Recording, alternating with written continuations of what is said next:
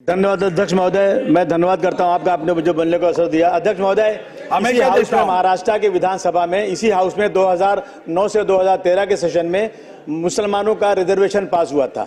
अध्यक्ष महोदय, वो रिजर्वेशन जब पास हुआ तो सब कुछ देख भाल के हुआ था कि कौन से कैटेगरी में हो सकता है, कौन से कैटेगरी में नहीं हो सकता। अध्यक्ष महोदय, कुछ लोग कोर्ट में गए, कोर्ट ने कहा कि मुसलमानों को 5% रिजर्वेशन इमीडिएट दे दिया जाए। अध्यक्ष महोदय, वो दिन है और आज का दिन है, आज तक रिजर्वेशन मिला नहीं। इस हाउस में मराठा रिजर्वेशन की बात होती है, ओबीसी रिजर्वेशन की बात होती है, लेकिन जो लोग हमारा वोट भी लेना चाहते हैं वो भी हमारे रिजर्वेशन में बात नहीं करते। अध्यक्ष महोदय, आज चंद्रबाबू नायडू से, अध्यक्ष महोदय, आज चंद्रबाबू नायडू से अब्बू आझमीजी काय म्हणतात का काँग्रेस आणि राष्ट्रवादी वोट घेतं पण ते बोलत नाही याच्यावर, तर बोललं पाहिजे ना त्यांनी। अध्यक्ष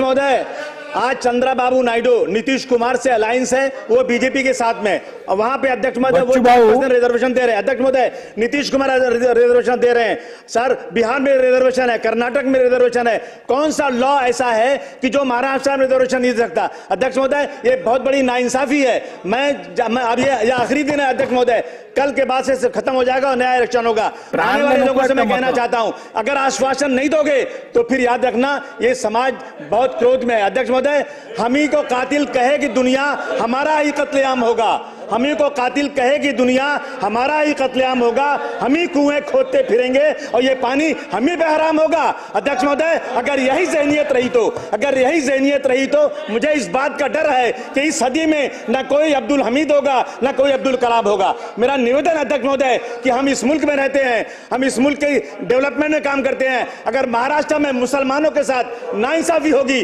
तो महाराष्ट्र कभी भी विकसित राज्य नहीं कहा जा सकता, डेवलप कंट्री नहीं कहा जा सकता। अध्यक्ष महोदय, इस बात का मैं आपसे निवेदन करता हूं कि ऑर्डर कीजिए, मुसलमानों को इंसाफ मिलना चाहिए।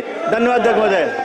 अध्यक्ष महाराज, सन्माननीय सदस्यांनी अतिशय एक संवेदनशील आणि महत्त्वाचा मुद्दा मांडला।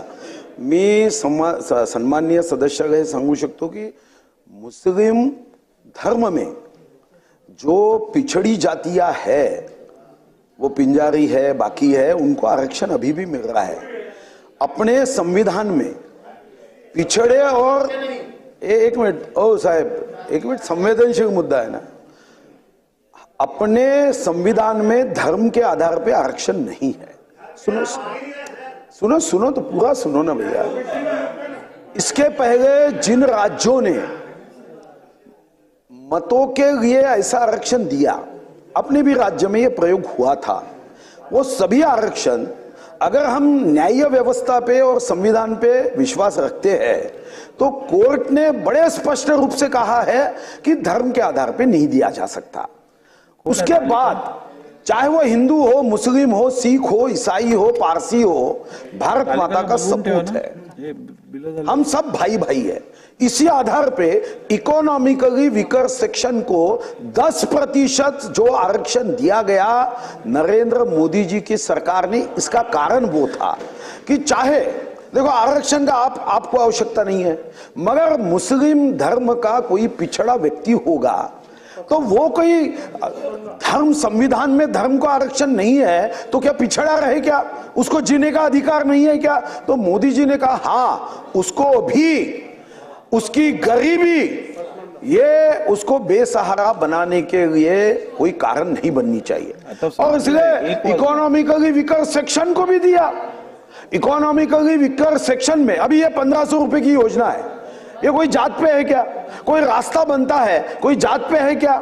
जो हमने हज अनुदान को एजुकेशन में देने का निर्णय किया है, मैं आपको भाई साहब बताता हूं, ये वोटों की राजनीति के चक्कर में धर्म में मत करो। हम सब एक है, भारत माता के सपूत है।